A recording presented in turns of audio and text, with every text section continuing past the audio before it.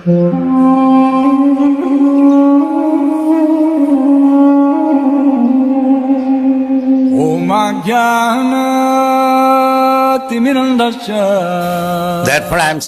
कली ने बैल के साथ जो एक व्यवहार किया, क्रूर बुरा व्यवहार, तो उस समय बैल की क्या स्थिति थी उसका यहाँ इस श्लोक में वर्णन है।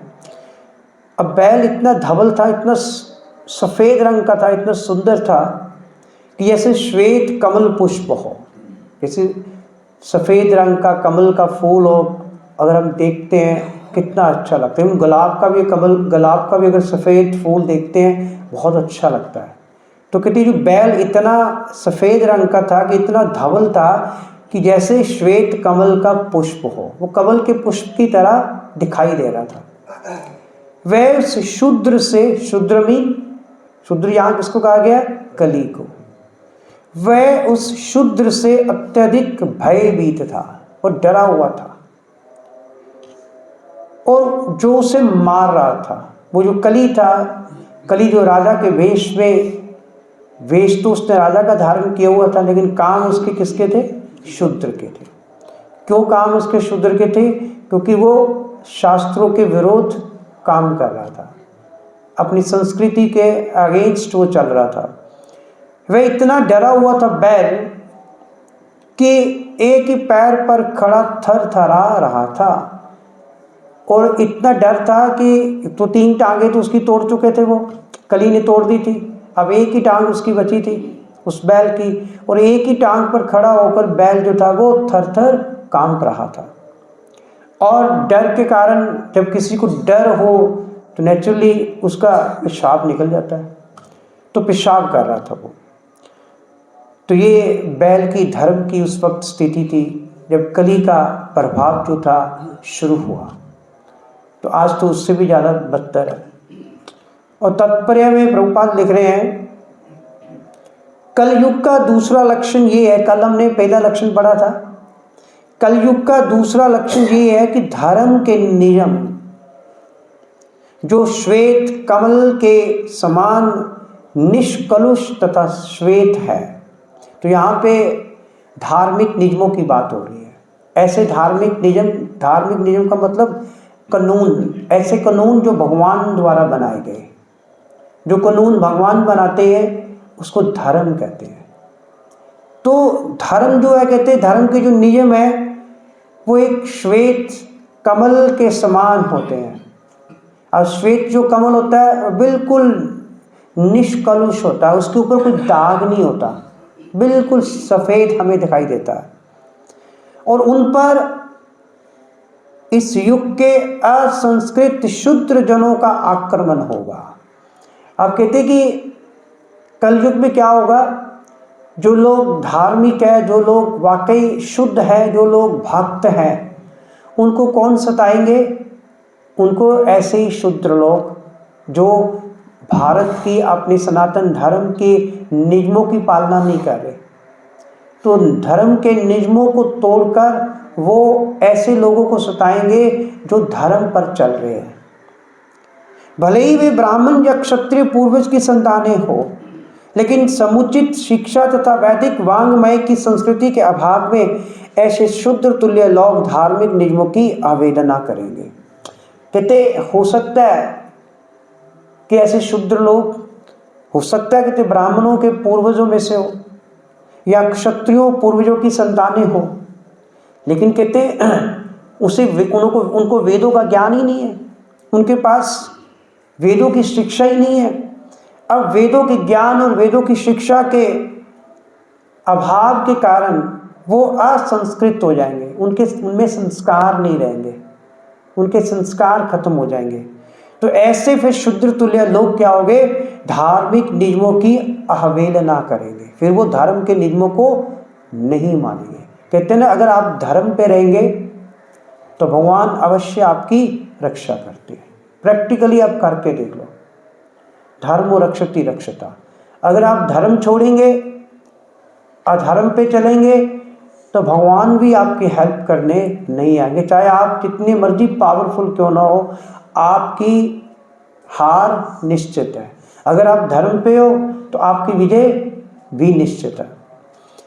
तो वे धार्मिक प्रवृत्ति के व्यक्ति ऐसे लोगों से भयभीत रहेंगे।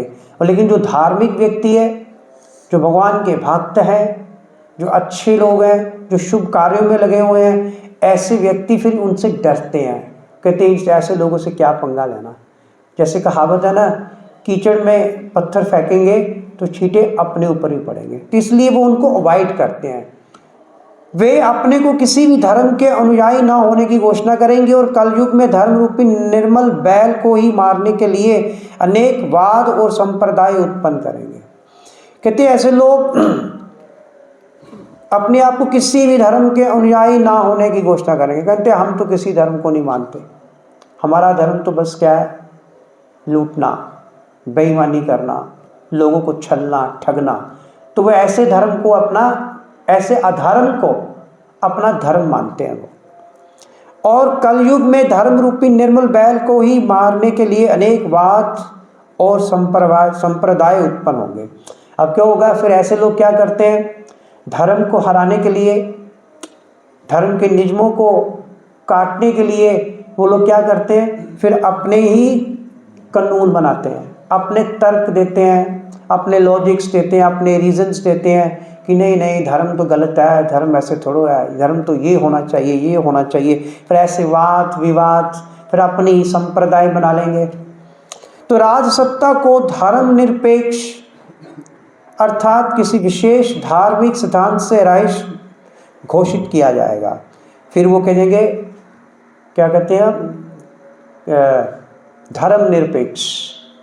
फिर कहेंगे जो राजसत्ता है वो तो धर्म निरपेक्ष है, वो किसी भी धर्म के साथ नहीं है, उसका कोई धर्म नहीं है, वो सभी धर्मों को मानती है। फिर वो ऐसे बातें करेंगे। तो राजसत्ता को धर्म निरपेक्ष अर्थात किसी विशेष धार्मिक सिद्धांत से रहित घोषित करेंगे वो। फलस्वरूप धर्म के प्रति पूरी उपेक्षा बरती जाएगी। फिर क्या होगा, धर्म की पालना नहीं की जाएगी, धर्म के कानून का, धर्म के नियमों का उल्लंघन होगा। नागरिक मनमाना कर्म करने के लिए स्वतंत्र होंगे। अब जहाँ पर धर्म नहीं है, जहाँ पर धार्मिक कानून नहीं है, अब जैसे हम इस देश में रह रहे हैं, देश का अपना कानून होता है। जब लोगों को कानून का डर होता है तो फिर लोग कानून से डरकर अपराध नहीं करते, गलत काम नहीं करते। ज़्यादातर मोस्टली 99%, कोई 0.01% लोग होते हैं जो उस कानून की पालना नहीं करते। अब यहाँ पर ही अगर धर्म नहीं होगा, धर्म के नियम नहीं होंगे, तो फिर क्या होगा, लोग धर्म के कानूनों की उल्लंघना करेंगे और मनमाने ढंग से कार्य करेंगे। जो अच्छा लगेगा वो कहेंगे यही अच्छा है, जो उनका मन कहेगा उसी को वो अच्छा कहेंगे। और फलस्वरूप धर्म के प्रति उपेक्षा बरती जाएगी और नागरिक मनमाना कर्म करने के लिए फिर स्वतंत्र होंगे और वे साधु, शास्त्र और गुरु का सम्मान नहीं करेंगे। फिर उनके जीवन में उनके लिए कोई भक्त नहीं है, कोई साधु नहीं है, कोई शास्त्र नहीं है, और गुरु तो सवाल ही नहीं पैदा होता। और एक पांव पर खड़ा बैल इस बात का संकेत है कि धर्म के नियम क्रमशः विलुप्त हो रहे हैं। धर्म के चार वो नियम है ना, कौन कौन से, सत्य, दया, तपा, शौचम, ये चार ही है ना।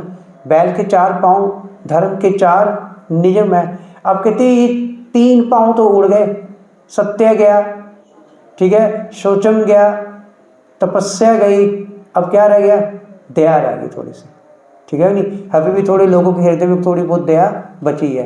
तो कहते हैं इसका मतलब क्या है कि धीरे धीरे ये भी लुप्त हो जाएगी, ये भी चली जाएगी, लुप्त हो जाएगी। कुछ दिख रहा है कि तीन गए धर्म के नियम, चौथा भी जाने वाला है, बस कितनी देर लगेगी। और धार्मिक नियमों का आंशिक अस्तित्व भी अनेक अवरोधों से संशयपूर्ण रहेगा और मानो वह किसी समय लड़खड़ाकर गिरने वाला है। कि जो हमारे धर्म के नियम है, कहते ये भी बस ऐसे ही है कि एक ना एक दिन ये भी जो बचा हुआ है वो भी लड़खड़ा के गिर जाएगा। हरे कृष्णा। श्रील प्रभुपाद की जय।